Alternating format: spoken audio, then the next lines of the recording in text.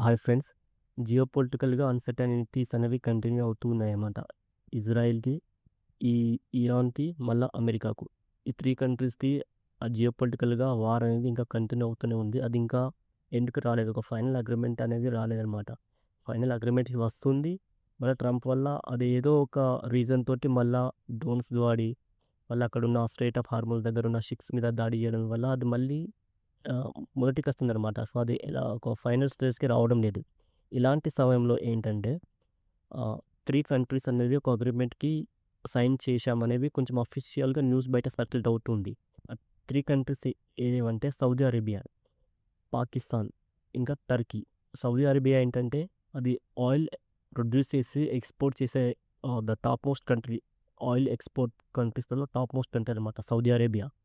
ఆ Saudi Arabia ఇంకోటేంటంటే పాకిస్తాన్. మన ఎనిమీ అయిన పాకిస్తాన్ కొంచెం న్యూక్లియర్ వెపన్ కలిగి ఉంటుంది. ఆ పాకిస్తాన్, ఇంకోటి టర్కీ.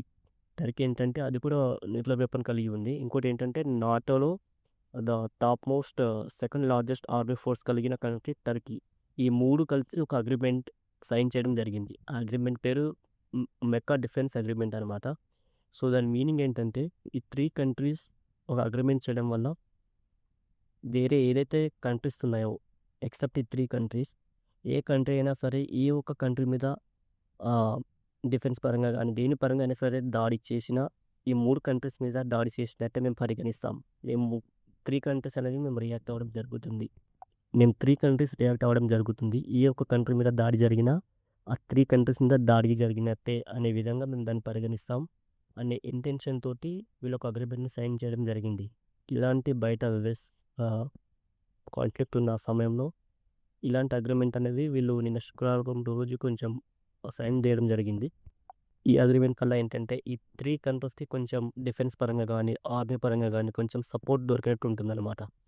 సో, దీనికి సౌదీ అరేబియాకి కొంచెం చాలా అంటే చాలా బెనిఫిట్‌గా ఉంటుంది. ఎందుకంటే ఇప్పుడు ఇది ఇరాన్‌కి, మళ్ళీ ఇజ్రాయెల్‌కి, అమెరికాకి, యూఎస్‌కి 3కి వార్ జరుగుతున్న సమయంలో ఇరాన్ ఏం చేసిందంటే, దానికి అలైస్ ఉన్న కంట్రీస్ తోటి సౌదీ అరేబియా ఆయిల్ ట్యాంకర్స్ మీద గానీ, కొన్ని కొన్ని ప్లేసెస్‌లలో ఇరాన్ ఏంటంటే, దాని యొక్క అలైస్‌ని వాడి సౌదీ అరేబియా మీద దాడి చేపిచ్చిందనమాట. సో, దాంతోటి సౌదీ అరేబియా యొక్క చాలా ఇన్‌ఫ్రాస్ట్రక్చర్ గానీ, మనీ పరంగా చాలా లాస్ అవ్వడం జరిగింది. సో, ఏదైతే ఈ డీల్ ఉందో, సౌదీ అరేబియా మీద ఇంకోసారి వేరే కంట్రీ ఏది రియాక్ట్ అయినా సరే, పాకిస్తాన్ ఇంకా టర్కీ ఇవి 2 దానికి కొంచెం సపోర్ట్‌గా రావడం జరుగుతుంది. సౌదీ అరేబియాకి సపరేట్‌గా రావడం జరుగుతుంది. నెక్స్ట్ ఇంకోటేంటంటే టర్కీ. టర్కీకి గూడా కొన్ని కాన్‌ఫ్లిక్ట్స్ ఉన్నాయన్నమాట ఇజ్రాయెల్ తోటి.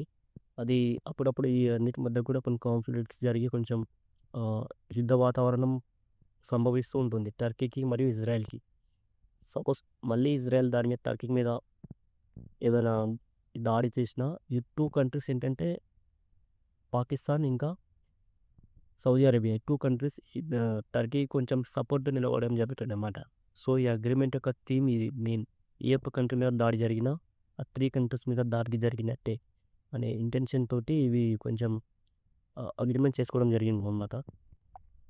ఇది 3 కంట్రీస్‌కి చాలా బెనిఫిట్‌గా ఉంటుంది. అంటే డిఫెన్స్ పరంగా గానీ, టెక్నాలజీ పరంగా గానీ, లేకుంటే ఏదైనా టెక్నాలజీ షేరింగ్ పరంగా గానీ 3 కంట్రీస్‌కి కొంచెం మ్యూచువల్‌గా ఆహ్, కొంచెం బెనిఫిట్‌గా ఉంటుందన్నమాట.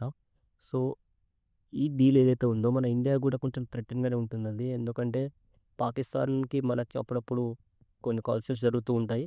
సో, దానికి సౌదీ ప్లస్ ఇది టర్కీ సపోర్ట్ రావడం వల్ల అది ఆహ్, కొంచెం మనకు థ్రెట్‌గానే ఉంటుంది. సో, ఇండియాకి.